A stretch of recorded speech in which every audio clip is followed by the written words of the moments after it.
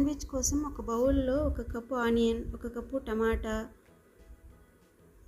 1 cup cabbage తురుము, 1 cup carrot తురుము, ఉడికించిన ఆలుగడ్డ 1,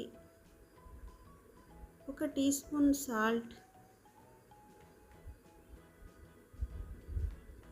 1 teaspoon red chilli powder వేసి బాగా మిక్స్ చేసుకోవాలి.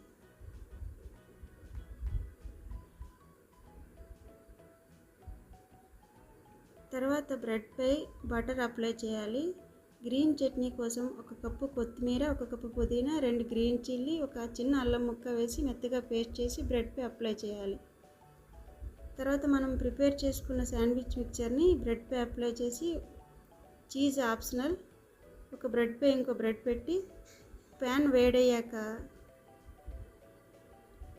దానిపై బటర్ అప్లై చేసి మనం ప్రిపేర్ చేసుకున్న శాండ్విచ్ని ప్యాన్పై పెట్టి 2 వైపులా గోల్డెన్ బ్రౌన్ వచ్చే వరకు వేడి చేయాలి.